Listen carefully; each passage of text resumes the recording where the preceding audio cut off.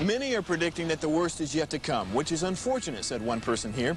Until now, they've enjoyed the reputation of being the nation's icebox. Watched a burglar in his home this morning by webcam. As a journalist of over 25 years, stories are what make my world turn. Reporting live from the Dallas newsroom tonight, Jeff Crilley, Fox 4 News. But in 2008, I took the jump from my familiar life and started a PR firm from my home. We're talking about anyone with a camcorder like the one I'm using becomes a television network. We started slowly growing the company, and we now have over 100 clients, and we've branched into the world of live digital broadcasting. I now own 8 different TV studios and have a huge team, and the stories that I now get to share are sometimes the most important of my life. Life has a funny way of coming around full circle. This is the Jeff Crilley Show. Welcome to my show. Well, as all Texans know, when it gets cold outside, those little rodents get inside the home, and that freaks people out. And that's why I've got Mark Shetterly in studio. He's the owner of the DFW franchise of Critter Control. Welcome to the show. Thank you, Jeff. All right, I have to imagine that when you get calls, people are freaked out. I mean, they're hearing bumps in the night, maybe scratching in the night. They are, and it is usually a 911. We've had people call from hotel rooms who have moved out, and we've got to get out there and get it fixed right away and get these rats or raccoons out of the home before they're coming back. And so we see that quite often, and it is a 911 when they call us. So we are actually considered an emergency service from the Texas Department of Agriculture because we are dealing with wildlife in a home. Now, how did you get into this business? Well, actually, I was looking for an additional business as I was shutting down my real estate and getting into basically businesses that help people. Currently, this is what this business is. We go into a home, an individual has a serious issue of contamination. We've even seen where the home is unhealthy.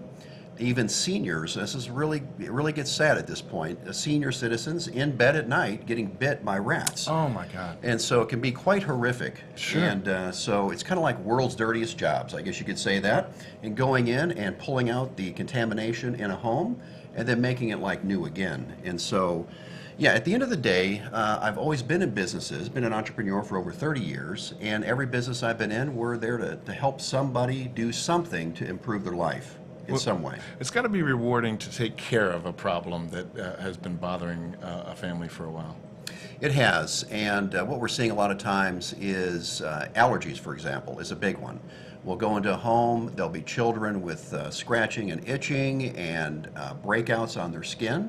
We'll go in, pull out all the contamination from the home, and this will clear up. Even asthma actually has been negated or lessened when we went in and did clean the home out and make it a more healthy and a safe environment.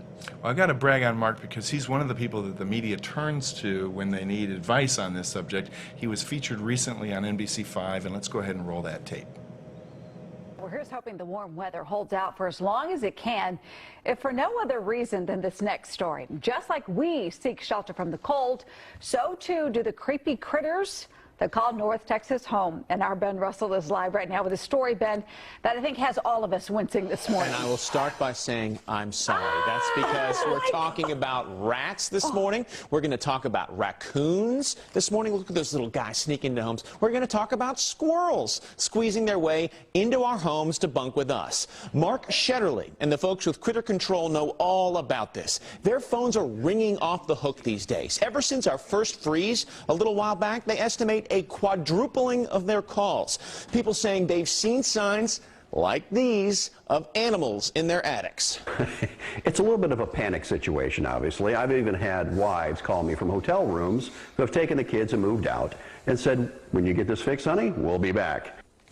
And that fix is typically a combination of traps and then cutting off the access to the attic in the first place. And we're told those homeowners need not feel less than if they've taken on rodents for roommates. And this is proof that you are far from alone. This is a heat map from Critter Control showing North Texas. Just for a point of reference, that's DFW Airport right there in the middle. A warmer color means more warm activity from these kind of guys we're talking about. And that's happening in a lot of places. Like this is Dallas. Even this right here, that's hoity-toity University Park, for example.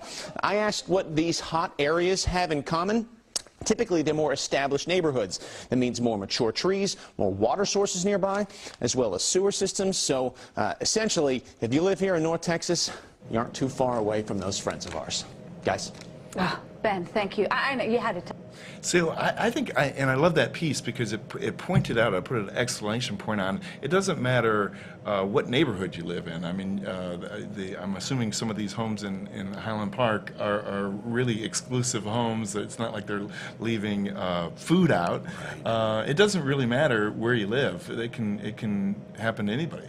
It can. And Dallas-Fort Worth, a lot of people don't know this, but Dallas-Fort Worth is number 15 on the most rat-infested cities in America. Wow. You wouldn't think that. There's a lot of cities, and we're number 15. Now, we have come down from 10. Just a few years ago, we were number 10 on the list, so we have made some advancement. And the advancement that we're actually seeing is products being used today, like sterilization-type products, citywide, bringing down the population.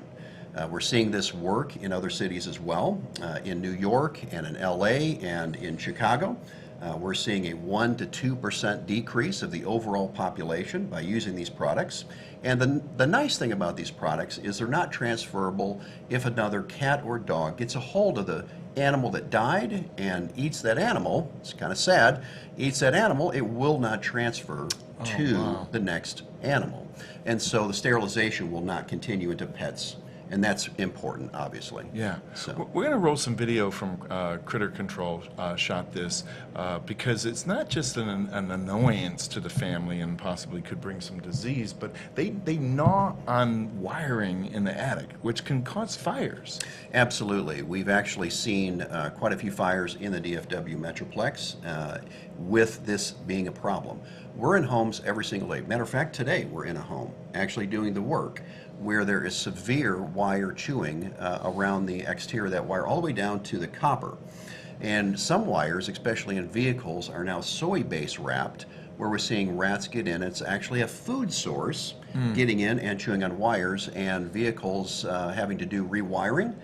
We were at a home the other day where it was $1,000 in repairs for an individual to repair their vehicle wiring issue. No kidding. How large a hole can a rodent crawl into? I mean, is it this size of a $50 or something like that? Or you know, it's kind of crazy, and we have video on this, and sometimes unless you see that video, you really don't quite believe it, but a quarter of an inch. And if a rat or a mouse can get its skull through it, what they'll do is they'll go through the hole. The rib cage actually collapses. Wow. They go through the hole and it pops back open when they get to the other side. So we wonder how these animals have been around for hundreds of years. Well, this is one of the reasons. And they breed like rats, don't they? I don't want to gross out the audience, but I mean, if you left a couple of rats in the attic, how long before you have a colony of rats? Well, they produce very quickly, and they have very large litters, and they become sexually active at a very young age. And so a pair of rats can produce, through inbreeding in a closed environment, up to 2,000 rats per year. A rat will live 2 years, thereabouts, producing about 4,000 rats in their lifetime. No kidding. So quite an infestation. Wow. Well, Mark, there's so much more. We're going to put up your website so people can get a hold of you and learn more about your company. DFWCritterControl.com is the website. Mark Shetterly, thank you so much for being on the Jeff Crilley Show. Thank you, Jeff. We'll have to have you back. Absolutely. Thank you so much. All right. That's it for now. We'll see you next time.